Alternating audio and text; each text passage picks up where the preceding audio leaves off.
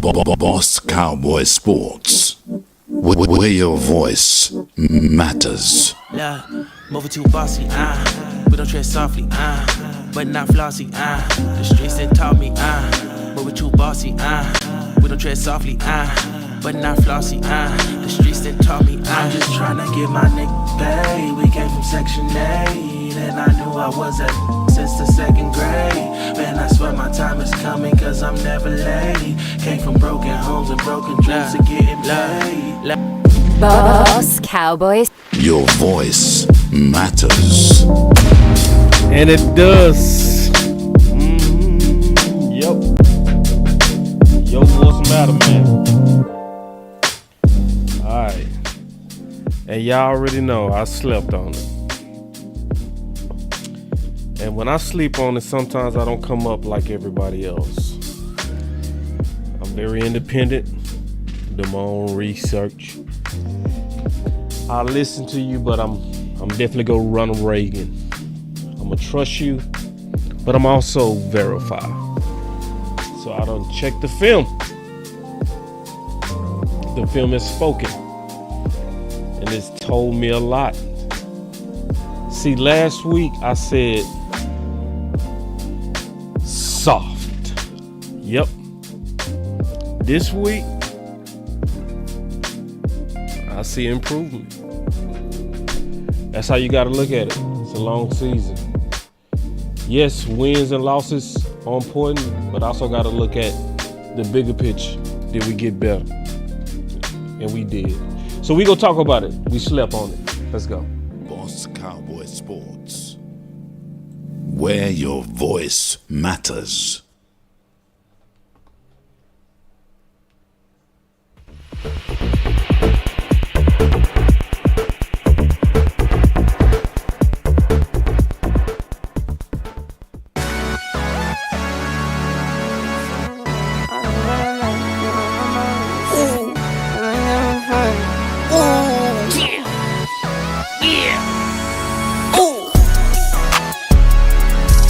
No watch, no diamonds, no watch, good timing, yeah.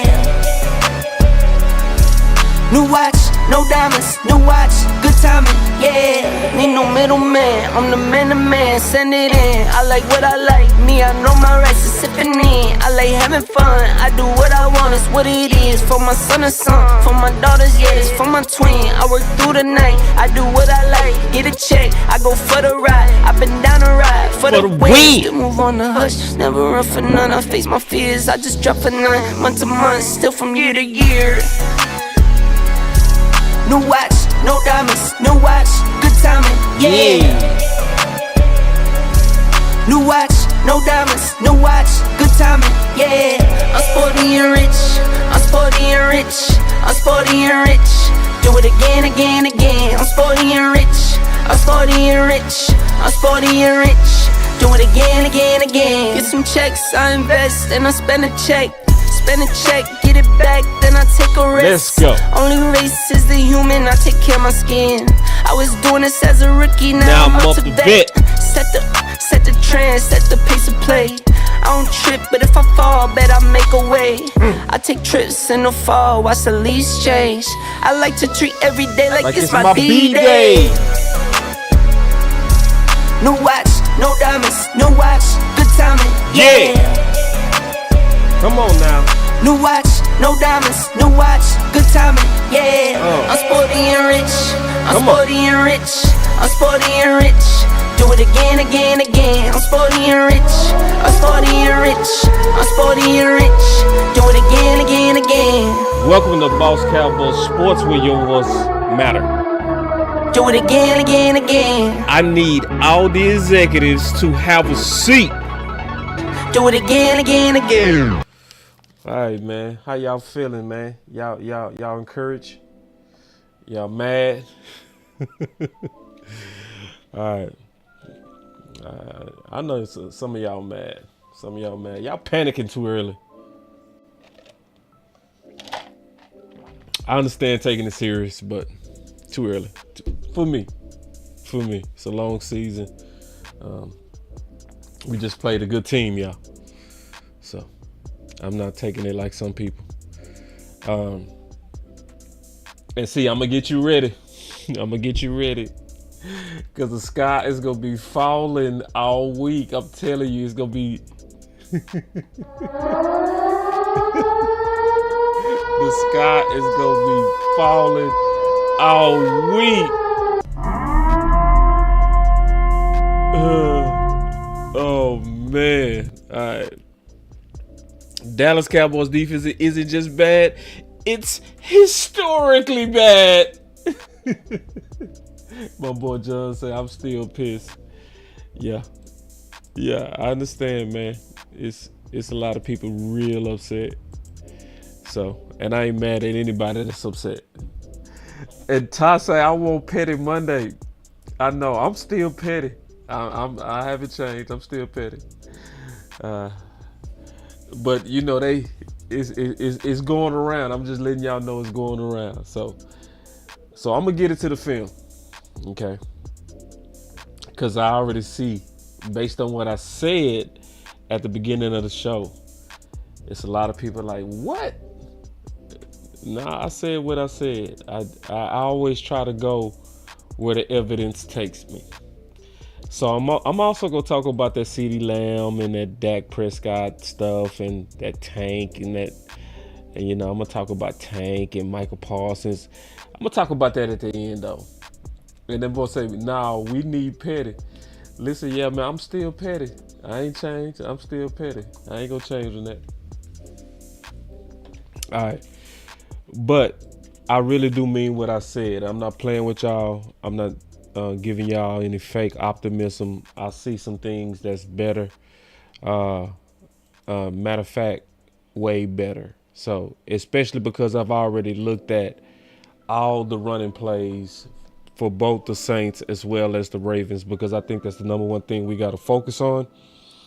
Right now, I think stopping the run should be our number one focus. I think the offense is going to come around. You know, I'm pretty sure the offense will come around. The Ravens had a good day, especially being sticky to the receivers. They had a good day, but the offense did show life at the end. They didn't show enough life early. All right, they didn't show enough life early. So, I want to get right into the film. All right, I want to get right into the film. I want to just kind of go through each one of these running plays, and I'm gonna just break it down, and I'm gonna just kind of show you what I see and why I came to the conclusion that we're better. One of the main things that I see that's better is I saw a major improvement from our corners. I saw it, and I'm gonna show it to you today. Diggs still lost some containment. He lost it twice. And it cost us twice, but I did see him as well as Carson doing a much better job of holding containment. So let me just go through the film. All right. So if we go through the film, these are each one of the running plays. So on play one, you know, this is Lamar out of shotgun. Hold on real quick. Let me get it better. Y'all give me 1 second. Let me improve the film quality. You know that's important to me. I got to get y'all quality.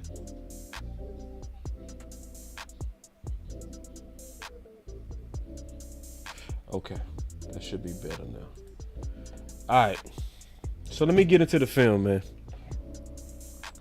All right, so going back.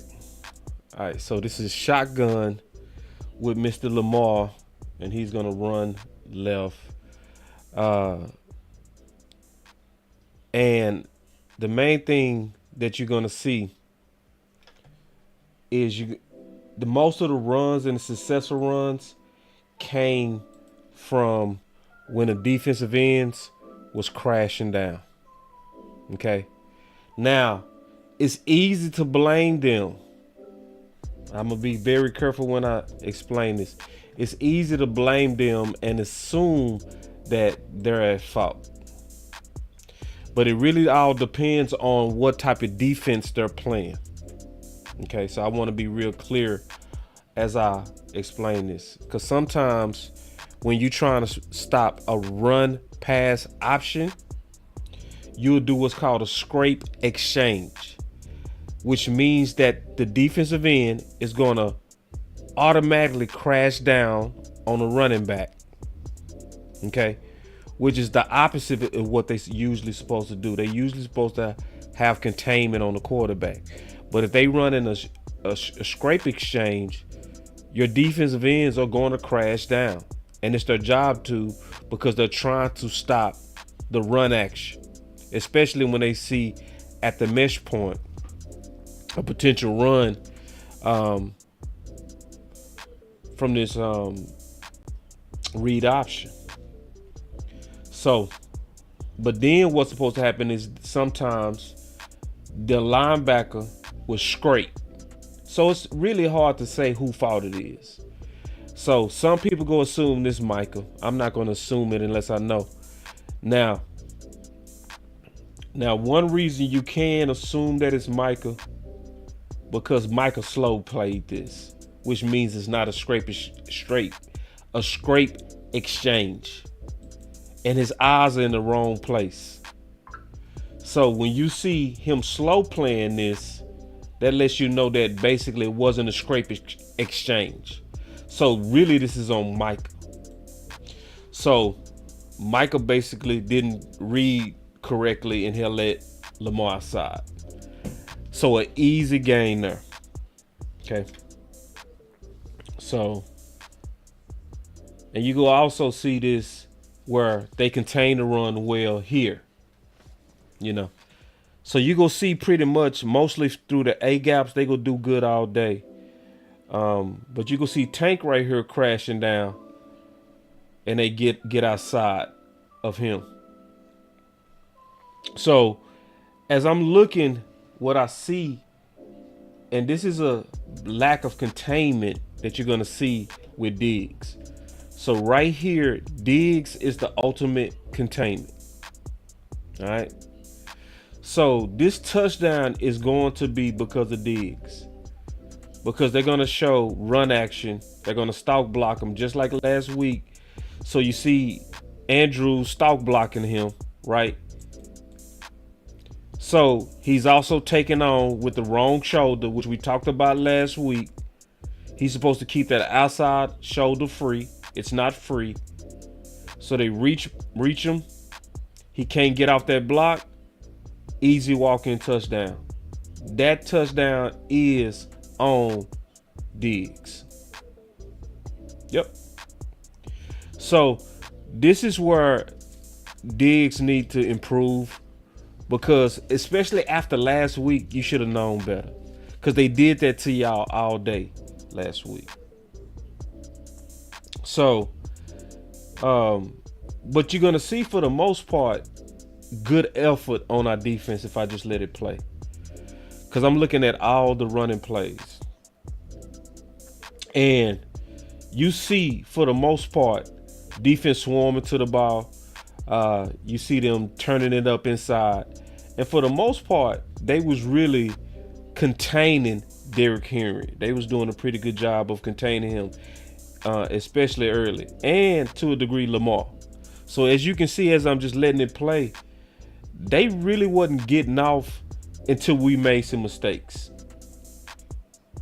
You know, so right there, I saw Michael Parsons make that same mistake versus the Browns, where he doesn't break down. And that's just where Michael Parsons needs to just do a little bit better, just break down just a little bit better right here. You know, they keep getting around him. Like, I've seen Michael Parsons let at least 3 sacks go just because he didn't break down good. Now, let me see. Yeah. So this is just clear push, and a linebacker saved that play right there. That was Overshown and Eric. But right here, it's really nothing you can do because the offensive line just won the push on that. That's just touchdown. You see a lot of Cowboys on their back. But this play is interesting because I want y'all to notice something. Watch Tank right here. Y'all keep your eyes on Tank. All right. Versus Andrews. Watch this. What the?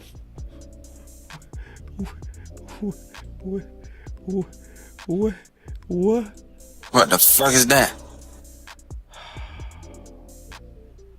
Whoa.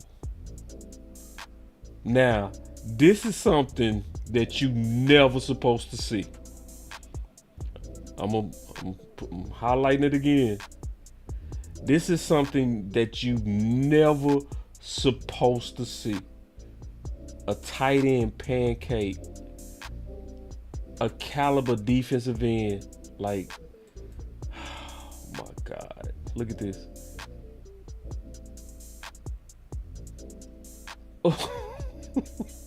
Okay. And so, yeah, as this is a save and tackle by Overshaw right there. Cause he was almost out the gate. He was almost out the gate. Now this play right here, this is the next play. Now, like, they doing a real good job, like, in terms of turning it upfield. Now, this particular play, right here is nothing but physicality. All right. Because I looked at every one of these run plays and watch Jordan Lewis versus Isaiah Likely. Okay. Watch this. So what you seeing, and I'm showing you that on some of these plays, it was just, they was more physical. So watch Jordan Lewis versus Isaiah Likely.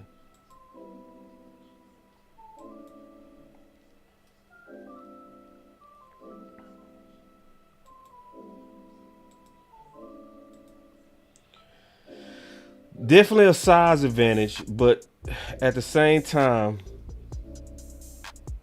everybody got to be way more physical.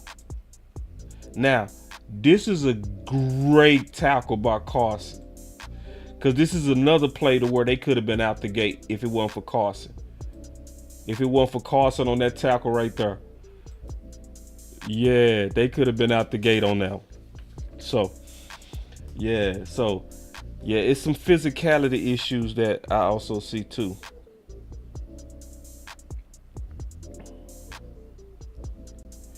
So,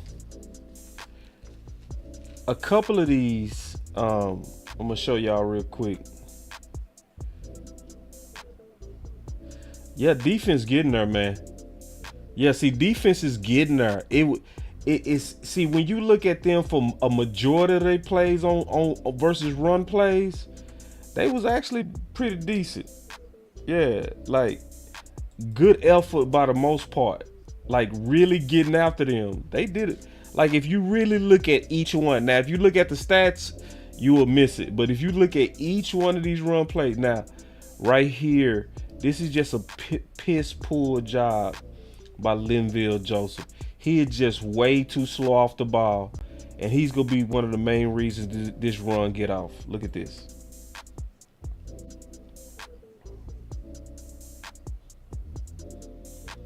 Yeah. So he getting pushed off the ball and he's slow off the ball. One of the main reasons for that big run. Not really a big run. Now, this play is interesting because you go see Overshawn, because I'm just showing all the running plays. Overshawn is going to be in the right place. He's just going to attack the wrong person. So what you're going to see him do, Overshawn right here is going to take out the guard instead of taking on the running back. Because see, Diggs basically supposed to make him turn that up inside. So Overshawn took outside containment, which he should have took inside. He gonna do a good job of taking on the guard, but boom, he blows up the guard, but he should have kept that for Henry. Now that's nice. Now look at him. He laid him out. That's what you want to see. You want to see, bah, bruh. That's what, but see, you should have gave that to Henry, you know? So this is just a small error where you got the right physicality, it's just on the wrong guy. You know? So that's another big run just based on a very small error. Yeah. So then as I let it play, because I'm showing y'all that it's really not as bad as what people think it is. So, you know, and for the most part, we was containing the run almost all day. We just need some discipline issues. Now, this particular play, you're going to see a major improvement from Diggs right here. So last week's I was showing y'all how they was losing containment. You go see Diggs on this particular play do a really good job of fighting to keep containment. Watch this. So he stalk block. Now what did he do this time that he didn't do last week? So when he saw the stalk block coming, and the stalk block is where they basically running at you, not running a route. So when they running at you, that's run action, right? So this time Diggs is gonna take him on with the right shoulder and stay outside. So they couldn't get any extra yards on that play. So you can see that they obviously had a talk about how they was losing containment versus the Saints, because his first step is outside. If you look at Diggs, his first step when he read run action right here, he gonna take that step outside to hold containment and get it turned up as much as he can. And that's what you want to see. So I saw improvement right here. Now, this particular play, I think Mozzie, Mozzie got pushed a little bit. But this next play, Mozzie go get pushed like all the way to hell.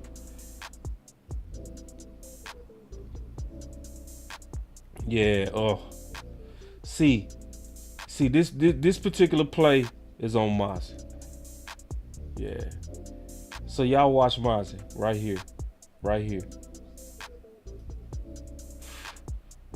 Yeah, man. Way too much push, brother. Yeah, way too much push if I slow it down. See, Mozzie only got done like this a few times though. And when Mozzie got done like this is where you saw those big A-gap runs. It happened. I only saw it happen twice to him though.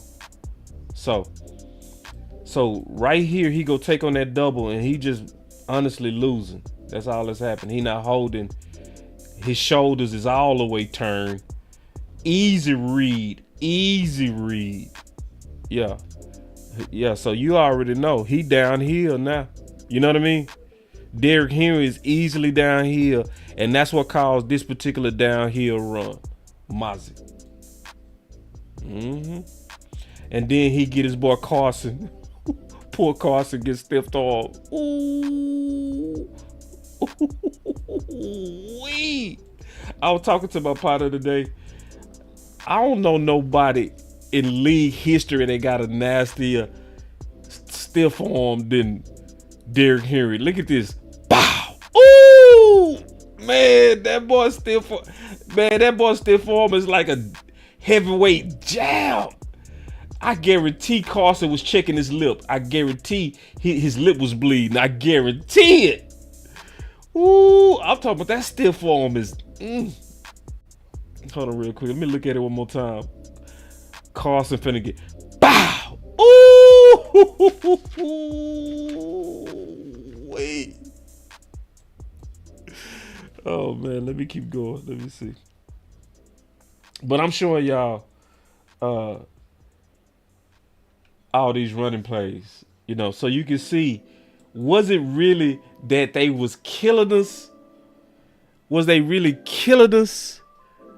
Or was it a few plays that they kind of got loose on us?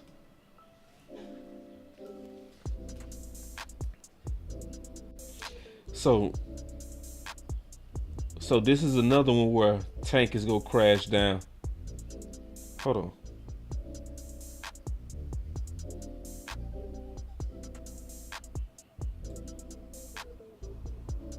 Somebody crashed. Yeah, Michael. Yep. See, this is where the run plays was coming from. The run plays wasn't really coming from the A gaps. It was coming from them defensive ends crashing down, and they was letting Lamar get outside of them. That's where them big runs was coming from. It wasn't coming from the A gap. It wasn't really coming from the tackles again. It was coming from the outside again.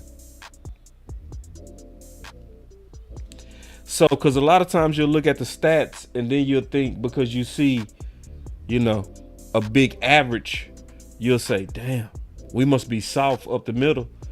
You really not seeing soft up the middle. I'm going to only show you 2 plays where the big run play was on Mozzie.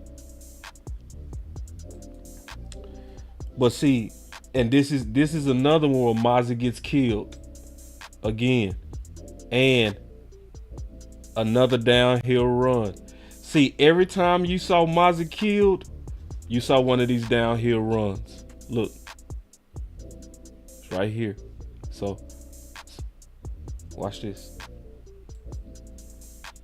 So you see him losing, giving up a lot of ground on that double. They turned him and tossed him. Super easy read for Derrick Henry. Now he got all this open space. Missed tackle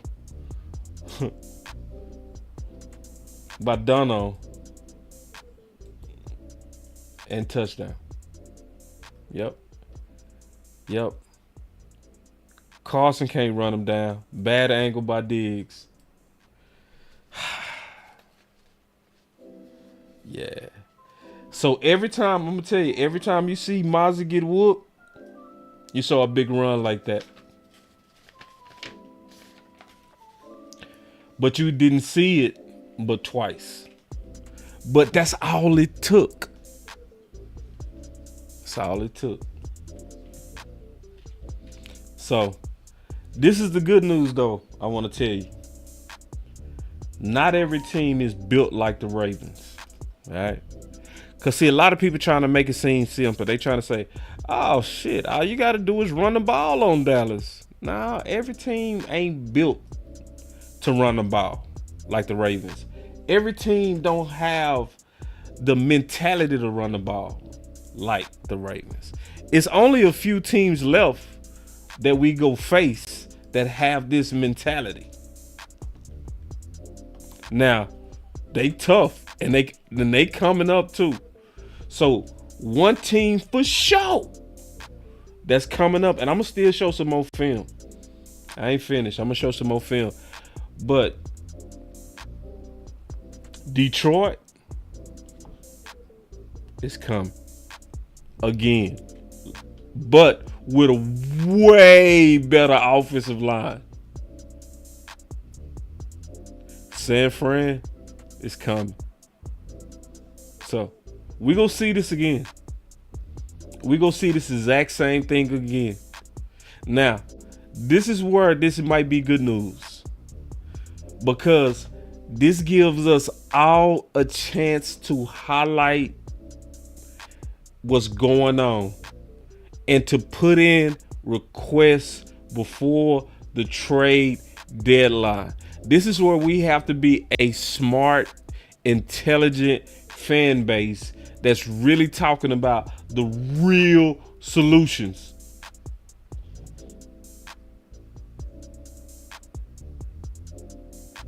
Yeah. Nah, I don't want to. You say, hold on. You say, boss acting like that stopped the pass. I'm only showing how we did against the run. I'm not showing against the pass today. I'm not doing that. So, and I said our watch party, if anybody was in here in the watch party, what really beat us was big plays. That's what really beat the Dallas Cowboys versus this team. Mistakes and big plays on defense. So, and a lot of those was also little things again. Yeah, this is a good question. He said, do you have anybody in mind? I mean, Jonathan Allen, the most ideal. That is the most ideal. Like, if you want, in my opinion, the Amari Cooper effect to receiver by committee, if you want to see this defense turn around to superstars with just one pick, one trade, it would be Jonathan Allen. That one asset would turn this whole D to crazy. Now, them corners still got to come up and tackle, but that would be the perfect piece for us right now. And remember, Jerry and Steven talked about that they opened to where they could do some trades all the way up to the trade deadline, and they was referring to Washington. So the most ideal, they might, you never know, because he won out. That's another thing. See, when these players want out and they disgruntled, sometimes you just get rid of them and just take what you can for them. See, remember Charles Haley was with San Fran, and what people say, he would never go to Dallas, but he was such a headache. He was a headache in San Fran, right? They was, go to Dallas, and what they do. So, but I was just answering the question. He said, do you have anybody in mind? Nah, like we honestly, Dallas, they need to think big. Don't think Band-Aid. Think big. Like, think, man, we finna shock the world. That's what they need to be thinking right now. All these Band-Aid DTs, Mozzie out there with a hurt back. Don't forget, Mozzie was out there playing with a hurt back and had a bunch of snaps. Don't forget that. Don't forget that they threw Mozzie out there with that hurt back. Yeah, don't forget that. Yeah. So, now we need a game-changing DT. That's what we need. We need one that's scary, respected, feared, where our linebackers will be playing with the freedom. Oh my Lord. Because we already got the linebackers. I think we got really good linebackers. I think our linebackers go get better. Yeah. My boy say to shock the world, we need 3 or 4 trades. I say 2. And this, because see, this is the thing. See, I also will say this too. With this offense, we need another weapon. We do. With the way Mike McCarthy calling plays, you can't have the success that he wants. He would have way more success if he had a real number 2 threat. If he had a real number 2. Somebody says Sue. At this point, I would be open for Sue. At this point, yeah, I would. It's because right now, you need to do something. Somebody say.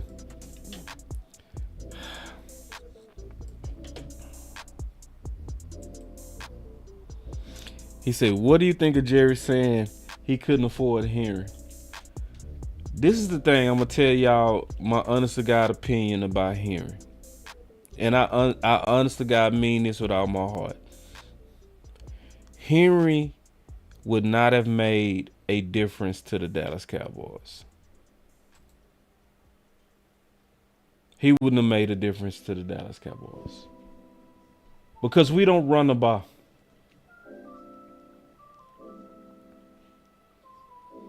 You got Ezekiel Elliott getting 3 carries. You got Deuce getting 3 carries. You got, like,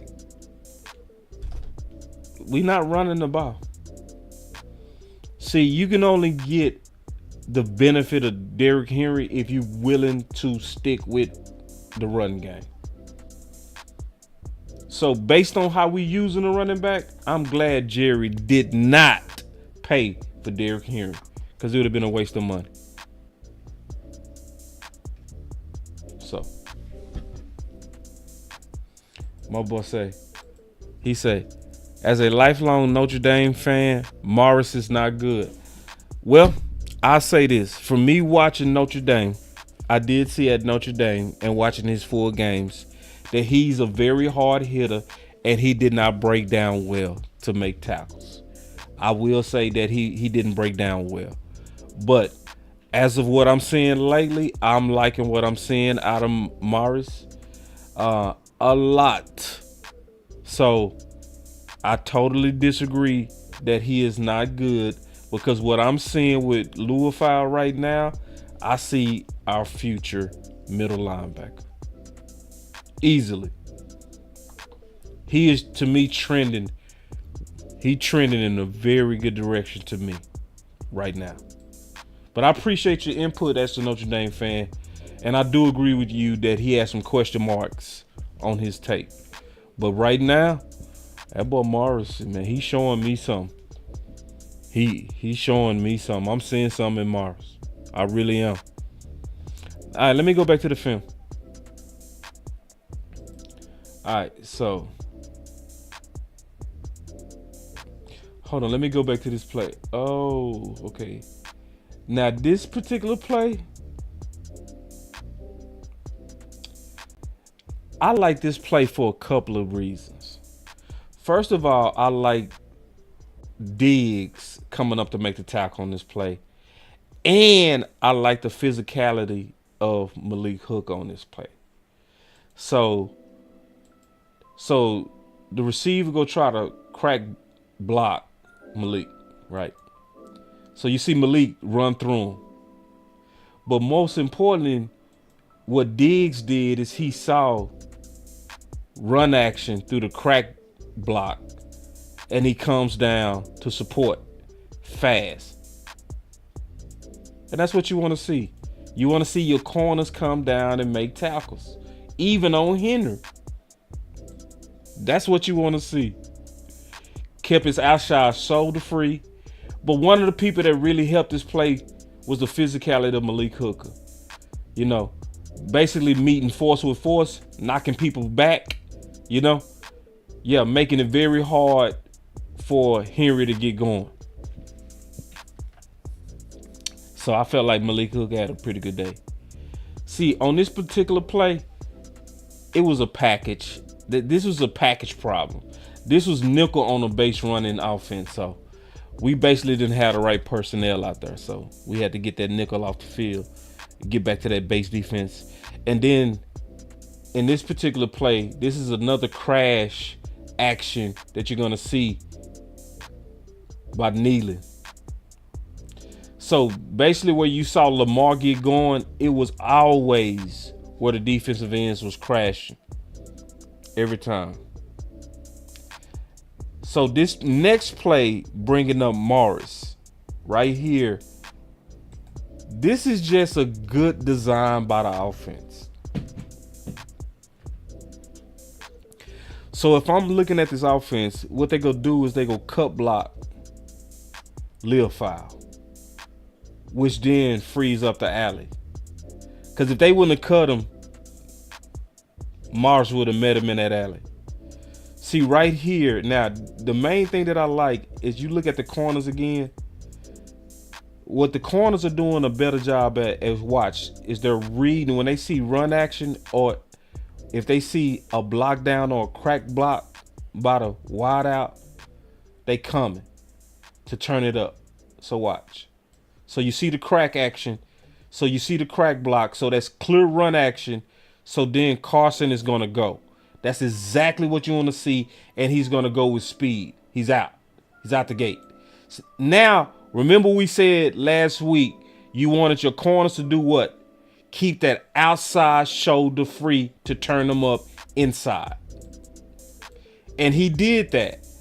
But Morris is not there because he got cut. So it's just a good play design right here. Morris, you got to do a better job of putting your hands as you see that cut block coming, you got to be able to basically feed his helmet into the ground and keep your legs. See, because he got cut right there. That's where the alley was. Right there. Just good play design. You can't get cut like that. That's what opened up that running lane. So he really would have got hit with maybe a 2-yard gain if Morris don't get cut. If Leofile don't get cut. So it's just good play design. This is what it is. Yep.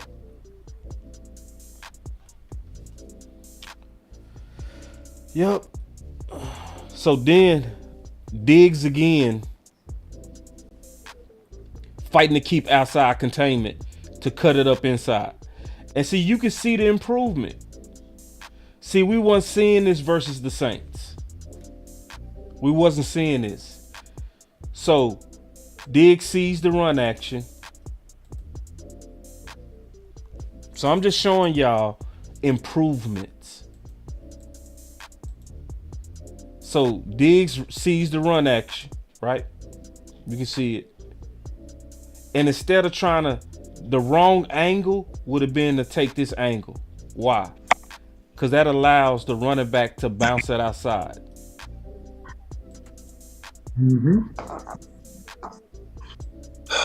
But because he keeps his outside shoulder free, he can't bounce it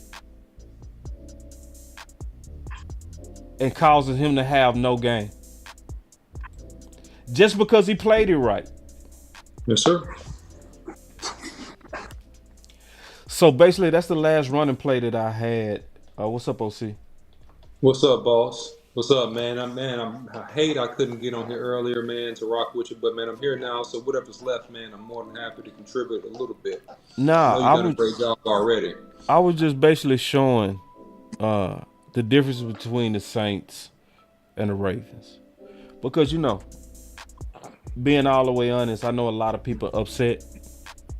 It's a lot of people upset, but the way that I'm looking at it is, did you improve? Did I see things this week that was an improvement from what I didn't see the first week with the Saints?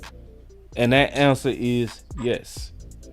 So I saw softness last week. This week I saw much better. Now they got some things they got to work on, but it was much better, especially with the corners. And the breakdown of the run game was more so those defensive ends crashing on the running back.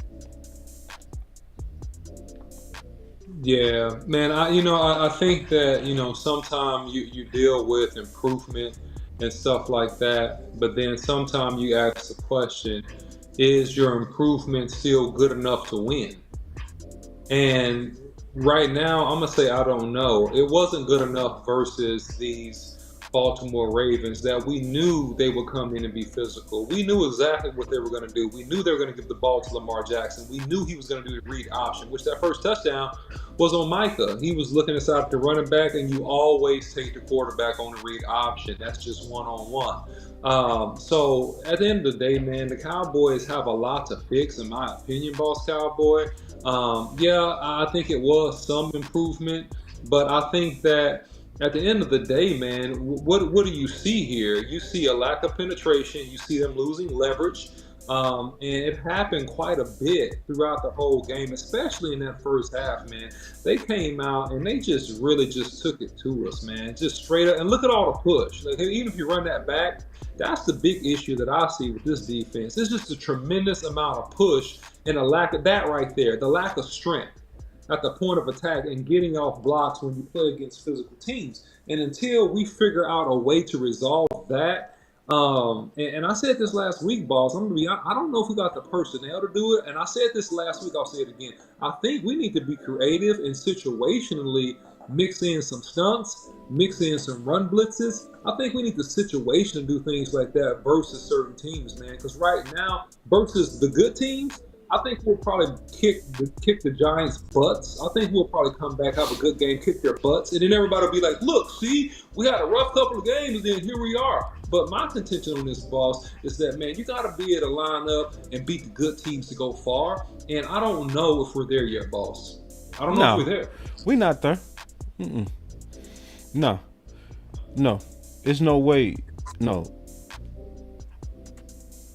No, we're not there. The question is, was we better? Because we got to get better, And did we see? Because we got to me, with the Saints, we got handled. In my opinion. So I want to see, okay, you finna go into a team that's going to play you the same way, the exact same way. What's going to be your play style? And I did see, as an improvement, a better play style for the most part. Can I interject and give a little bit more color to what you're saying? It was similarities, but it wasn't different. It was different in a sense that the Baltimore Ravens run more power. They're going to run power schemes, right? It's basically, I'm coming off the ball, I'm blowing you back off this football. What the Saints do is stretch zone concepts. Right. What they want to do is get a body on a body, and they want to wear you down, and they want to get you out of position. And basically, the running back makes the blocking assignment right, because if you're running the stretch zone accurately, you can run the ball front side, middle, or back side. The play can hit no matter where, right? And so this is more so of just like a jet play, a jet option type play, but it's all based off of power football, which is basically the ideal that we're going to come and we're going to create movement, right? And this is kind of a pin and pull play, which is a variation with the quarterback QB sweep, right? And then you notice that they're running two tights here, and so they're running power football, single back. And then here we go. They zone, right? And they played the zone a lot better, right? Especially in the second half. But in the first half, boss, it looked like what happened with the Saints. Now, in the second half, yeah, they got better. But the first half, like they couldn't defend it very well, boss. So I say the first two series. I say after the first two series, I saw them tighten up until Mozzie got pushed off the ball. And the two times Mozzie got pushed off the ball was the two big plays from here. The two times. Yeah, well, look, I mean, those big plays, man, turned into touchdowns. You know what I'm saying? Yeah, one of them did. You know what I mean? You know what I mean? So I'm saying, at the end of the day, if you look at it, we on this defense, man, no offense, bro. And we got a long way to go. This is just my opinion. And if this happens once or twice more, you may see some coaching changes. That's the OC's opinion.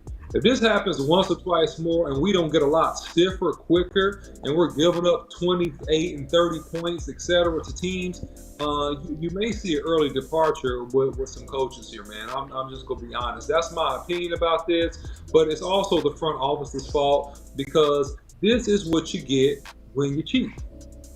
You're playing with guys that got a year or two left in their bodies, that's getting off the couch. You're trying to sign them late because you want to get a discount. And you never want to invest in the most critical part of your defenses, which is the line. Let me ask this question. What defense have you seen that's a great defense without a great defensive line?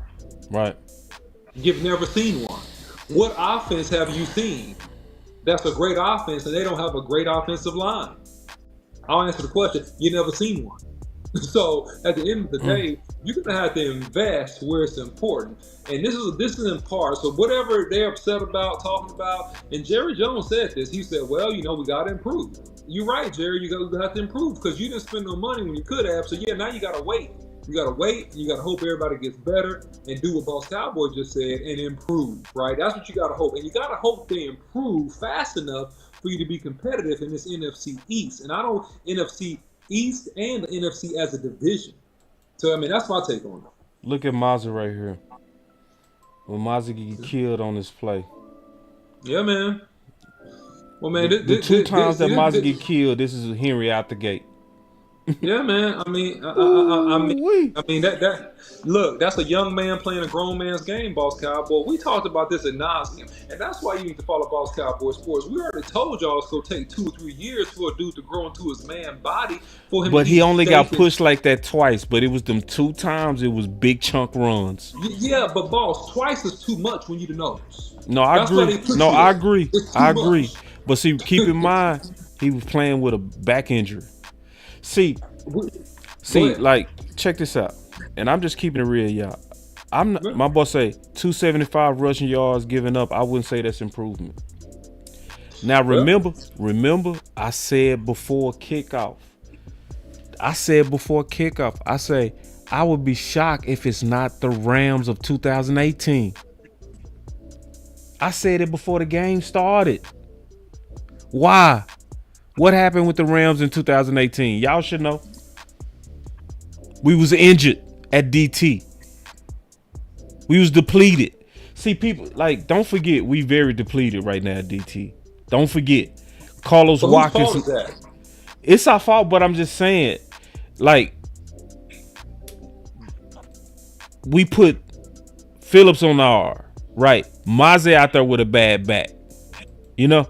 So I did not expect no massive game for these DTs. I did not. So now when I'm saying improvements, I'm not just talking about the total amount of yards. If you look at it like that, you'll say, oh, we didn't improve. If you look at it based on how the corners played, did they keep containment? How did the linebackers play? Right? What was the few occasions that Derrick Henry got out and why? And if I break that down, I say, yeah, I see us better than what we was with the Saints. Boss, let me ask you a question. I'm gonna keep it real because I'm gonna push back on you. Boss, how many sacks did we get on Lamar Jackson? I don't know. Did we sack him? Well, he only threw the ball 15 times. So I know, but I'm asking because he didn't have, and that's where I'm going. He didn't have to throw the ball, boss, because they were so dominant and consistent in that run game, boss. They controlled the game. So but where was they dominant? Boss, with him running, with Henry getting chunks of yardage, and them coming up But big where? when they needed to. Where? I'm sorry. What you mean where? Like, where did they have a running success? They had their running success from the B gap to the sideline. I said they had their running success wide. They only hit two. I said B gap to the sideline. 90% of their success came from defensive ends crashing down and they getting outside on read options. But boss, at the end of the day, which is discipline. It's discipline, but if you improve, boss, and you're very bad, you're just bad now, you're still bad. That's what I'm telling you. And no shade. You're still bad. If you were very bad last week and you got better. You want to say they got better? Okay, fine, say they got better. You're still bad. And yeah, I mean, yeah. You gotta go. 275 is bad. That's bad. We already get that. But what I did is I broke it down into segments. When you look at the segments to where they had their running success, you could say on the interior A to B gap, it was nothing. They wasn't really getting off at all until Mozzie got pushed. They was holding up very good. The only time they had real success was through read options.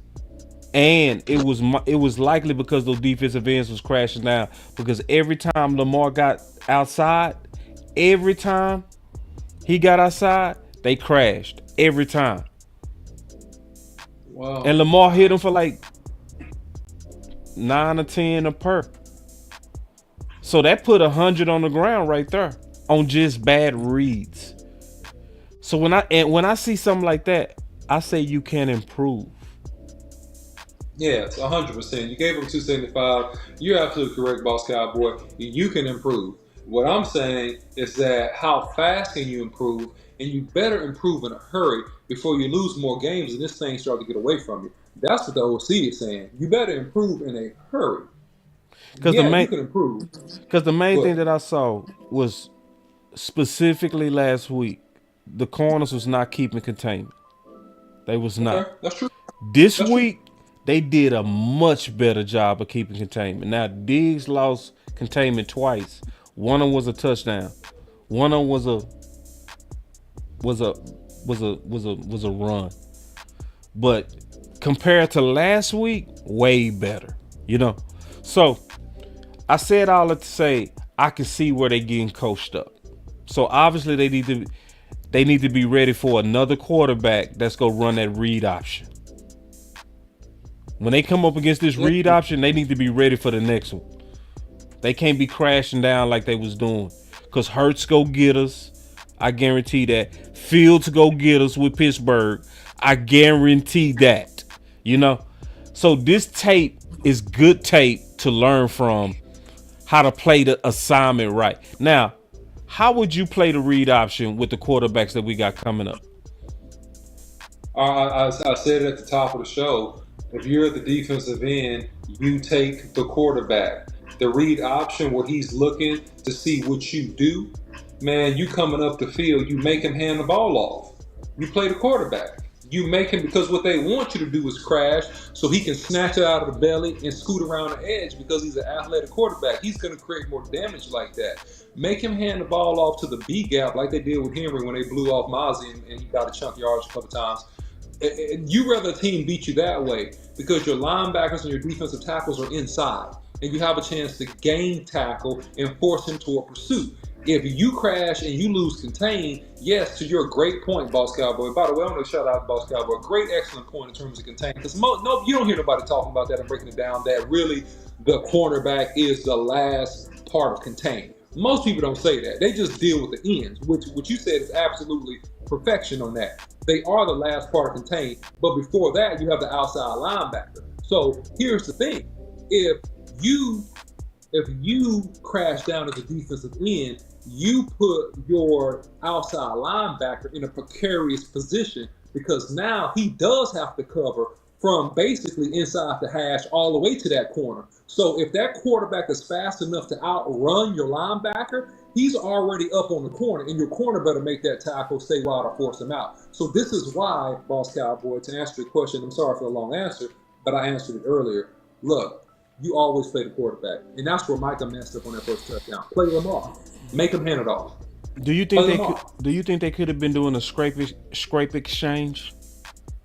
Because obviously with the scrape exchange, yep, they replaced where the defensive end goes. The defensive end crashes on purpose to the running back, and a linebacker scrapes for the quarterback.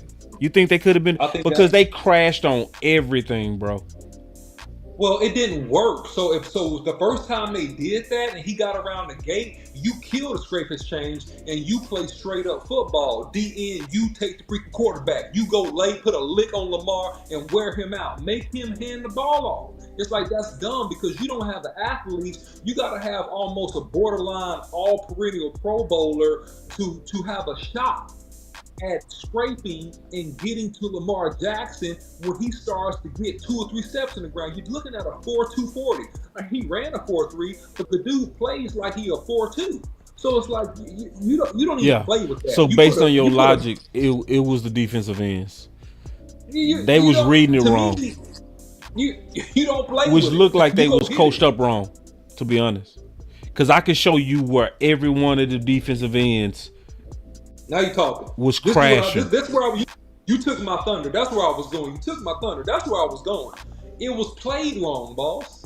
It looked like they was coached wrong, to be honest. So there it is. If they're playing it wrong, they were coached wrong. Yeah, that's the point. Because every one of them was doing it. I got Nealon doing it. I got Parsons doing it 3 times. I got Tank doing it twice. Every one of them turned into big runs. But here's what blows my mind about Parsons. Like Parsons, people been read optioning you since you was a rookie. And they've been getting big plays on you doing it, bro. Yeah. It's like, bro, you got to learn how to play this, bro. It's going to keep happening. And I love Micah. Hey, man, big fan. But, man, you got to tighten up. Like, bro, you got to be able to freaking stop a read option. Use your 4.3 speed and launch yourself and hit a quarterback hard. Once or twice, I guarantee you they will stop running it. Okay, let's go back. Let's go back in time, Boss Cowboy. Let's go back in time. All right, so what was the biggest run threat that, unfortunately, because of his political stance, his career got shortchanged? Oh, Kaepernick. Colin Kaepernick. Kaepernick. He was known as one of the most elusive running QBs Read ever. option. Everybody was scared of him. 100%. Read option, and then also ball straight option. He would run straight option. Yeah. What did Jim Harbaugh do when it was a couple games and just a solid old school defense coordinator played him right? They started to lay licks on Colin Kaepernick. They started to whack him. Guess what he stopped doing? He stopped running that option because if you play it right and you punish that quarterback, they will stop running that freaking lead option or any type of option play whatsoever because they do not want their starting quarterback getting hurt. Now that's a beautiful design because you gave him a lead blocker. Yeah. So now you had a motion option, right? So you have the lead and you have if you run it back, yeah. I did. You have the lead and you have the wing, right? Number 80. So you faking a lead. Here it is. Boom. And then you got number 80. You got a lead blocker right there. Yeah. So that's a more advanced way to run it, which is what Baltimore does. So now it's a run for Lamar Jackson. It was all design run. That's all design run for him, which is a beautiful play. That's a great play design. Yeah. And what you got on some of these, they just had good play design. Just keeping it real. Great play design. Well, and they outthought your front. So that's called getting out coached. Yeah. They outthought your front, they out-schemed you, and they said, you know what, I'm going to run this right here. We're going to be able to get this off. And they got it off like several times, and they scored touchdowns and had a lot of success because of that, Boss Cowboy. They out-coached the Cowboys, and that brings to that, and I'm not trying to be negative and complain. I'm just giving you real analysis. That's the more concerning thing is that we had a lack of adjustments until we got later in the game, in my opinion, to what they were doing initially in the first half, first quarter, second quarter to have so much success. We had very, very slow, belabored, like recognition and adjustment. And I'm not saying you got to be perfect, because sometimes as a coach, and I know this because I've done this, you get caught up in emotions. You're not seeing everything as clearly. Right, you're not on top of your game, right? But you do need to be able to see certain things and be able to eventually snap out of it, and then go ahead and make the adjustments to help your defense. And so I didn't really see that a whole lot. Yeah, the adjustments on that read option was, and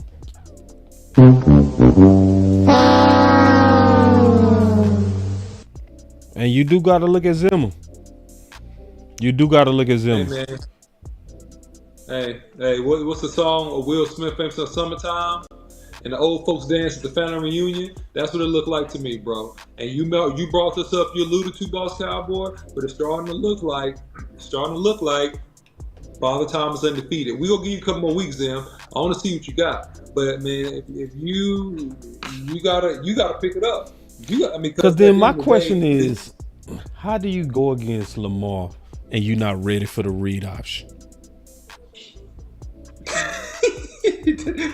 You making my point. You making my point. You making my points, boss. You just if you don't know anything else, if you say, you know what, if there's one thing I probably got to stop when I play against the Ravens, I probably really want to focus on stopping Lamar Jackson from being effective running the ball. Wouldn't you say that? Just in general? Yeah. You'll be like, and okay, you know what he does. Yeah. So if I'm playing Lamar Jackson, what I want to happen is this. I want Derrick Henry to prove that Father Time is defeated and that he's going to just run for 150 on me, right? Just because they were that good, right? But I don't want to let Lamar get off and start making plays. And then here's what I want to do. Check this out. And some teams have done this versus Lamar, and it has been effective. They do an umbrella pass rush where they're just rushing to keep contained. They're not even really rushing to get sacks. They're rushing basically to force him to throw the football and force him to be a great quarterback, man. Force him to be a great quarterback. And that's, to me, that's how you play them if you got to play them. That's what you want to do. So this diagram shows Henry and his bigger runs. Yeah, man. I mean, Henry has success almost all over the field, man. He had outside, he had middle. I mean, he had B gap. I'm looking at B gap. I'm looking at C gap, D gap. I mean, he had success running at almost every gap balls, almost. Yeah, two of them big runs was on purely Mozzie. Crazy. Yeah, man. Yeah. But Iman's a young guy underneath a lot of pressure. You know, God bless his soul. Playing through injury, had to gain a bunch of weight back. Shoulder not all the way right still probably. Still got to develop some strength and stuff. Well, it's your fault, Cowboys. You the one who drafted him at the end of the first round. That was a reach, A, number one. B, you put too much pressure on him. C, you didn't spend any money in free agency to get a viable defensive tackle that can come in here and support Mozzie. And you want to wait to get the Walmart shopping discount and get dudes to sitting on the couch that you got to get in shape, and it's going to take them 2 months to get in shape because they weigh 350 pounds. What do you think? Come on now. It's not wise, man. Let's get real, man. That's your fault. So, your fault. So, to me, I don't feel sorry for it. It's your fault. We've been talking to you for a year about this. You had plenty of opportunities to address this, but yet, in your stubborn, budgeting, over-budgeting stuff, you refuse to. And you got money in that salary cap. If you wanted to, you can go out and probably get some more help today if you spend the money. But you know what? You probably won't because guess what? You are who you are. So, that's...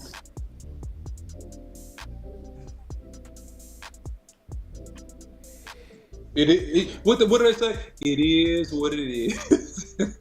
it is. So now, guess what? Now Jerry gets on the horn. He sounds almost helpless. Well, we gotta grow. We gotta grow. We gotta get better.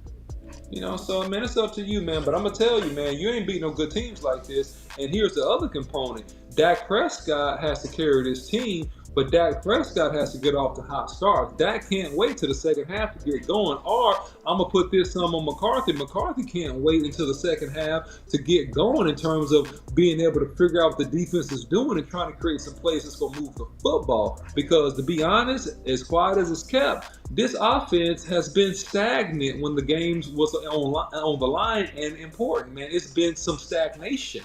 It's been a little bit, and we all have stagnations as offensive coordinators sometimes. So I'm not judging you, but I'm saying, hey, man, we got to be able to, call a trick play, take a risk, at least take a risk, right? If it happens, just take a risk. Do something, take a risk. Try to break up the minutia because it is emotions with football, and it's an M word that we need to try to establish when you're the offensive coordinator. You need to try to establish some type of momentum, and the issue is we get stopped 3 and outs, this, that, and the third. We're force feeding the ball to CeeDee Lamb.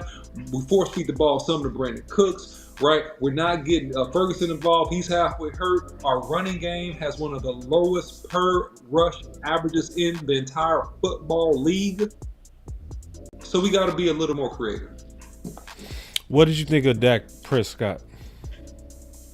I thought Dak started slow, he finished hot. That's what I think. I think he started slow, but he finished hot, man. And I think that he did a good job. He threw the ball 51 times. That's too much, by the way. That means that you're behind, and that means that you're not effectively running the ball. If you got to throw it 51 times, I think that, Dak is dealing with the hand that he's dealt, so to speak. And I think that at the end of the day, man, I think that in any NFL where you have a good defense, man, to this chart's point, you have to find more guys that can get open, man. You need another weapon. I said the same thing. In this offense, you need another weapon. And if you go play your offense the way you play your offense, you need another weapon. West Coast had weapons. Think about this. West Coast, right? Right. Taylor, right? Johnny Taylor, Jerry Rice. You had your star receiver, right? You had your Hall of Fame tight end, right? And number 84, I forget his name. Going up the scene.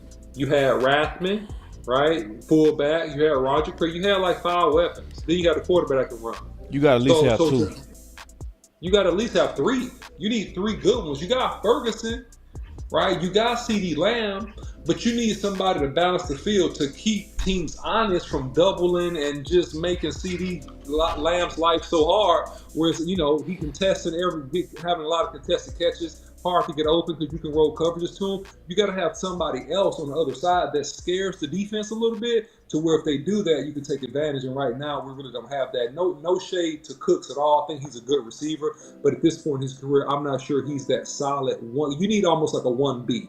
You don't need like a 2. You need like a 1B. Yeah, I was a 1B. You need a 1B. You need a guy that could pretty much almost be a 1, but he's maybe like a step below like a CD Lamb. Like, you know what I mean? You need another really good receiver. Like Amar right now. Amari or Thielen. Or Thielen. Yeah, you need just another just good receiver, bro. Yeah, that's what you need.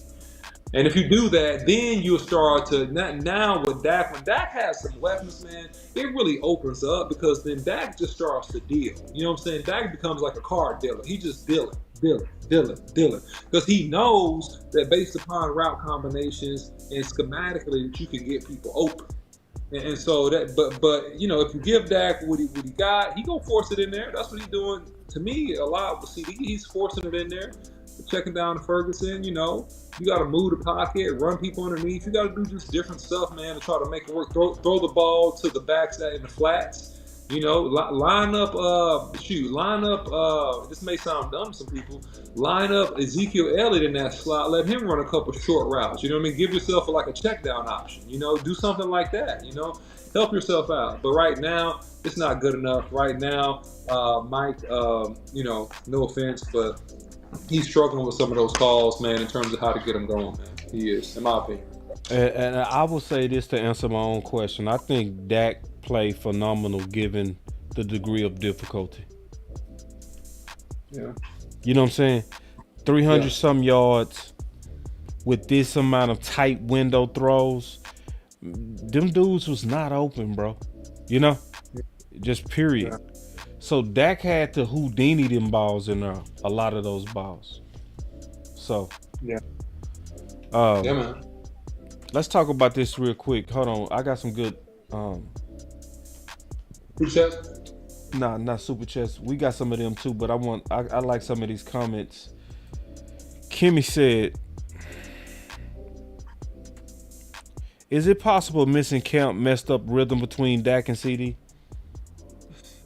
I don't see a lot of that. I don't see a lot of evidence of that, man. I think that they're pretty much in sync, and I think they work so much together that they do have a degree of chemistry. I don't see this being a big issue. It could maybe a little bit, but I don't see this being a big issue. What do you think, boss? I think it is. You think it is? Yeah. The major reason why I think it is because they did make some language changes. Okay. So I think it's just taking CD and Dak a little while to get on the same page. And I'm just keeping it real. I don't think CD is as smart as Amari. See, Amari, like, notice that we ran them option routes with Amari. Dak never had them interceptions. He never had, because Amari and Dak was on the same page. You know, I think it does take a little longer. I'm not saying CD Lamb dumb. I'm just saying Amari was extremely smart. So why hasn't Dalvin Cook suited up? Man. You want to take that one, or you want me to go? I think because Dalvin Cook is not ready. I think that's why he hadn't suited up, man. They signed him for depth, but they're looking at him and he's not ready. I don't think his body's in shape. I don't think he had, you know, he doesn't learn the offense, got to learn different things. I just don't think he's physically ready. That'll be my opinion on why he hadn't suited up. To me, there's no other reason why he wouldn't. I think he's a bastard. Think so? And it's the main reason. It's the main reason. Really? Yeah. It's the main reason most of our free agents don't get treated fair, in my opinion. It's the same old almost every time. Right? Yeah, but our running game is anemic, boss. Yeah. So we got to try to change it to do something. Our running game. Is the running game anemic because the talent, or is it anemic because these teams had big leads and we wasn't running the ball? I think it's talent and leads. I think it's both. Because we didn't run the ball at all, hardly. This last game, we hardly ran the ball. Yeah, but I think when we have ran it, man, it hadn't been really fruitful. It hadn't been that fruitful. And I'm looking at the opportunities that we had early in the game. I don't think it overall has been that fruitful. Now, to your point, do you have a chance to develop him because we got behind? I mean, yeah, you're throwing more because you're behind, right? So that's going to make your numbers skew down a little bit. But I'm just looking at. And then the Ravens do got the top run defense. No, they nasty. They're nasty. And that was a good place to test your metal. You know, we had some struggles. BB had some struggles. I agree. That would have been a good test your metal on them. I agree. Yeah. Yeah, Guyton had some struggles, right? But look, we got veterans, still had struggles in this game. You know what I mean? So they all struggling. You know what I mean? Um, I would never ask CeeDee Lamb to run on Osh Ross again. Yeah, no, I don't think they are asking him on Osh Ross. No, I don't think we right here is DA. He basically said, CeeDee Lamb. I would never ask CeeDee Lamb on Osh Ross. Yeah. He said, CeeDee Lamb. Yeah. He don't need to be reading nothing. Yeah. Now, this true too. The Ravens had the worst passing defense, and them balls was covered. It looked like them balls showed up that day. It just looked like they came. They was. Well, boss, we knew they would. We said this. They were 0-2. It was a must-win game. I told you that. It's a must-win for them. They pass defense was ranked dead last until they played us, and then they looked all world. But it makes sense though. Desperate times take desperate measures, boss.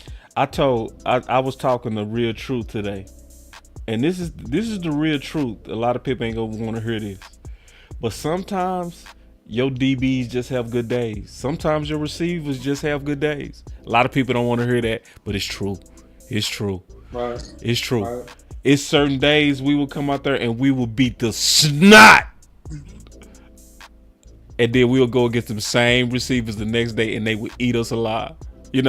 It's sometimes it's just how the skies and the, you know what I'm saying? It's just how the cookie crumbles. Yeah, it's just how the moons align sometimes. All right, man, let's get to this real quick. I want to talk about this. I'm pretty sure you want to talk about this too, because we didn't talk for the game. With body language and CD's body language, how do you balance the passion that he shows versus making sure like he doesn't get too down either on himself or on the offense as a whole?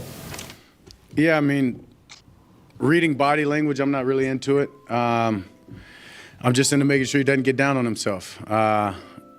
The body language, whether it's good, it's bad, it's irrelevant. It's where his mind is, and so he's going to be disappointed when you're passionate, when you expect a lot from yourself. You're going to be that way. So for me, it's about just letting him know, hey, next play, wipe it clean. Who cares what happened when you have an opportunity to go fix it this next play or make a better play? So if you're sitting in that, dwelling on that, your mind's not in the right place to move forward. So for me, it's about just always talking to not only him but the other guys of don't dwell. You don't have time to dwell.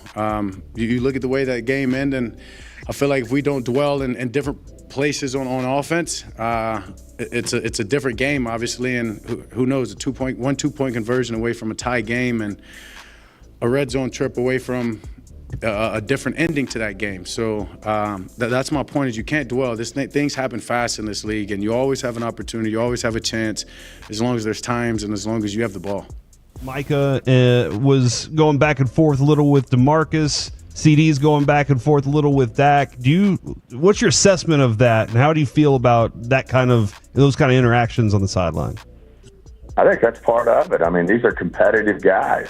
These are guys who are used to winning. I mean, we've had 3 years in a row where we've won 12 football games and gotten off to good starts, and obviously getting off to a bumpy start here, there's going to be frustration, there's going to be emotion, and you want to see that. You don't want to see them with their head in the towel and not caring, and so that's just part of it. When you're off to a tough start like we have the last 2 weeks and you get down, there's going to be frustration and there's going to be emotion, and that's part of it. That's what competitors do. They compete, and obviously when things aren't going perfect, you're going to have it's part of being a competitor. Some of it comes out. And I know y'all are on. Yeah, man. I think that it's a thing called healthy tension, and if you're losing and you're not performing well, and you're making mistakes and things not going right, you're not reading your keys, you're not catching the ball, you're not on the same page with the quarterback, you make mistakes on defense, it should be a little bit of, healthy tension.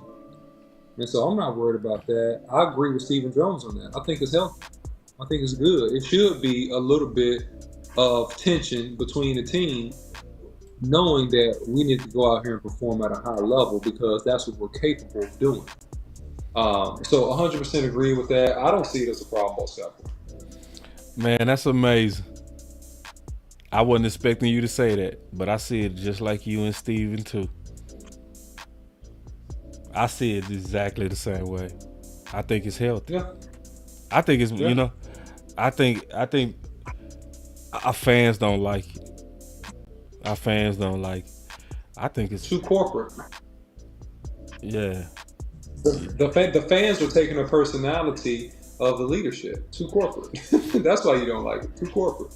Because there is a thing that when you have great talented players and you have a great talented team, whether it's football, whether it's on your job, whether it's on your recreation basketball team, you're gonna have tension and you're gonna have disagreements. Disagreements and tension is a part of life, and it's about how you deal with that, right? You can have tension and disagreements and not ruin the relationship. Most people don't know how to do that. But grown men, big boy ball, when you get in the locker rooms, man, you may get upset by somebody.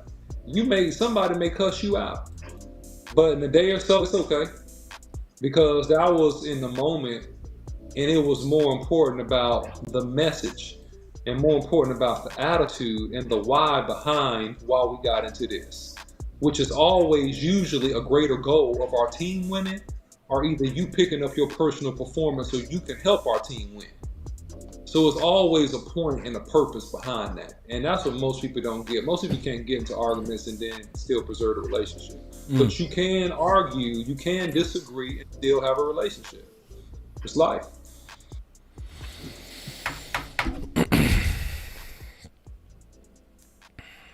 I think people got to realize Amari Cooper's, those are anomalies. People like him don't come around. To be a super talented receiver and don't believe that you God's answer to the world, that's just how it is. I mean, to a degree, I want my receivers to think I am the answer. I am the reason we are losing. Y'all not feeding me. That's what I do want that at my receivers. I do. Right. I want my star to think that. I do. Now, you know how you express it, as long as it don't become cancerous to the team. Every now and then, if you speak your mind, I have no problem with it. Bring it real back. He be speaking his mind. That boy with the shit. I just have no problem with it. I feel like these are grown men. These are alphas. They know how to talk to each other that way. And like Diggs, remember Diggs cussed out Dak? Man, they kicked it probably the same day. It's just it's in the heat of that moment. We losing. I feel like I can make a better impact on this. Now, obviously, it's bad optics when you making mistakes and you acting like that, though. Right. It is. And people judge that, but at the end of the day, man, they paid you to guarantee money for a reason. So in one way or the other, you will have to lead. And leaders are made, they're not born, right? And so people want to harp on CeeDee Lamb about his leadership, and he said he's going to be a leader and all that kind of stuff. Man, look, dude, these are people that are developing and maturing just like you. They're just not developing and maturing behind closed doors. They're developing and maturing in front of millions of people as they play these football games year after year. And then they grow and turn into different people over time, just like you do, right? So I would just say give a little bit of grace and understand that the thing that you love about CD is also maybe something that you might not like about him, because it might be an overextension of his strength. The diva mentality, a little bit of selfishness, a little bit of I'm the man. Well, that's what makes him a great player, right? Now, if you go too far with that, then you become a diva. But you need the edge to make you who you are. So that's just a part of it, man. You just got to balance the two, Yeah, Irvin stayed in 8th space. Yeah, Irvin wanted to get that ball all the time, man. Irvin wasn't playing. Irvin was like, give me the ball. I'm open. Oh, Irvin, as far as he was concerned, he was open every play. He didn't care. I think that's how your greats are. I really do. Yeah, I'm open every play. I think. See, I'm gonna say something. People ain't gonna want to hear this, so I'm gonna say it anyway. People don't realize how selfish Michael Irvin is. Oh man. Michael Irvin was extremely selfish, bro. Michael Irvin admitted he did not want us to get Tim Brown. Yeah. Greedy on every ball. He said it's not enough balls to go around. Bro, do you know how cold we would have been with Tim Brown and Michael Irvin? And he said no. Yeah. He didn't want Tim to take his shine. He didn't want nobody on the team as a threat to be a better receiver than him. Yeah. Just like Jason Witten. He didn't want nobody to be a threat because Tim Brown was. Your greats are selfish. I'm just telling you. Selfish, bro. Your greats are selfish. Hey, I'm just telling you. Hey, say you can look at it two ways. You can try to make that dude a corporate America, or you can accept the fact that that's how they are. That's just how they are. See, Amari Cooper was that type of demeanor. That's a unicorn. Very rare. Very, very rare. Unselfish, unassuming, low key, high IQ, high performer. You don't get that. No. We're receivers. We're receivers. No, boss. Not just receivers, just in life. In life, right. In life. Yeah. Like, you very rarely run across somebody that's humble, unassuming, super high IQ, super high performing, super talented. Yeah. You know what I'm saying? Yeah. It's just rare. And he was raised real good, man. Raised real good. You know what I mean? Not saying that CD wasn't, but I'm saying just exceptional. And just in terms of his demeanor and character. I think Camo said it best. Besides Larry Fitz, what number one ain't selfish? Yeah, and we don't know if Larry Fitz wasn't selfish. I'm not saying he was or wasn't. I don't know. I didn't follow the Arizona Cardinals that closely. But I know he wanted the ball. I know that. And I don't know what he said and all that stuff. But I guarantee you this dude wanted the ball. And he got the ball every year. Maybe he didn't have to be selfish because they just go throw him the ball out every year. I don't know. But he wanted the ball. So, you got to kind of, Now, the thing that bothers me more than them talking at each other, I'm going to tell you the thing that bothers me. Mm-hmm. The lack of celebration on defense for each other. That bothers me. Watch the defense close. Boss make plays. You don't see boss celebrate each other's success. Big hits. You don't see people going over there patting you on the head. Nothing. We do look corporate. We look segregated. We played on Yeah, we played on cliquish teams. OC. We did. That's true. See, I know what it is to play with a family where we all kick it, we all boys. Then it's this clique, that clique, this clique. The first rounders hang out. The undrafted people hang out. You can see a division on the defense if you look at it close. You can see they not a brotherhood. Like they not. Like if like Michael make a play, a whole lot of people don't go celebrate with him. One Yale make a pay, he'll be by himself. It's that bothers me more than them talking at each other. Real talk. But let me ask this question. And what about that is on the leaders or the most talented players on the defense, aka Micah, aka Tank? What does that say about them and how they deal with others? I mean, what do you think about the thought that people are throwing out there that people don't really like Micah? So a lot of people don't like Micah. They don't really care for Micah. They play with him, but they don't really care for him. I see people that like Michael. Okay. I'm just curious. I'm not saying, one is right, one's wrong. I'm just curious as to your thought about that, I don't know what to believe of rumors like that, to be honest. Okay. I just don't know, because, I heard he the most selfish. Then I look at him, he going to trips with them boys, Right. You got to match. Yeah, I think that it's corporate or it's relationship gaps on the defense. Let me say that. That's what I would say for sure. Yeah, It can be that's what I see. corporate or it's definite. Relationship gaps. It's relationship gaps between the players that they got to figure that out. And I think a good coach will peep it too. I think a good coach will do stuff to foster brotherhood as well. You know, sometimes you got to get them balls under the campfire, man. You got to get them balls under the retreat. You know what I mean?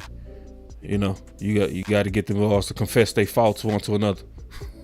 Yeah, man. yeah, for real. For real, you got to do something, because I don't see these guys together like they should be. OC, so do you have any new thoughts on the game since, you know, we ain't talk about it yet? What any new thoughts? Or if it's not the game, what do we do going forward, OC? Man, we come out and take risks on offense and get off to a fast start, Boss Cowboy. We need to create the big M. I said it before. We need momentum. And I think defensively, man, we have to come out collectively with just an all-intensity effort, man, to get a stop and get off that field the first time. I think this team is a team that is shaky right now on their confidence, and they're trying to figure stuff out. So what's going to help the Cowboys be in a much better position is that they're going to have to start fast and have some success early. If they can have some success early and settle into the game, I think these games look a lot different because you saw them turn on late and almost win this game. I think that's going to be the key for the Cowboys. Mike Zimmerman, if he doesn't figure this out in the next 2 to 3 weeks, we continue to get gashed, he's gonna be out of here. He's gonna be out of here. Well, mark my words, he's gonna be out of here. So you know, we'll see what happens, and you know, off we go. I wonder what happened in the players only meeting. You know, it's about how they want to operate and how they want to run this team. We've had player only meetings before, and it was about just the accountability and what we want to do as a group going forward, and those are all healthy things. So we'll see what comes out of this, Boss Cowboy. But I'm gonna tell you something else, man, and I'm say it again. I said it about 2 or 3 times. Some of these coaches are on watch. I promise you. I promise you, they on watch, bro. You think they on watch? Yeah, bro. I think that we got. If this happens again a couple times within the next 3 weeks, and this defense don't turn the corner, you're gonna see some changes. I'm 95% sure. 90. It's not gonna be a lot of talking about. Oh well, man, we got a little bit better. Like if you're bad and you got a little bit better, you're still bad. So, like, I'm coaching. Look, confession, okay? I'm coaching some like this youth football league and stuff, man. And we have certain players on our team, boss, that just were very bad, boss. Just very bad. Now they got better, boss, but guess what? They're still very bad. They got a little bit better next week. Now they're just bad. They got a little bit better next week, boss. Guess what?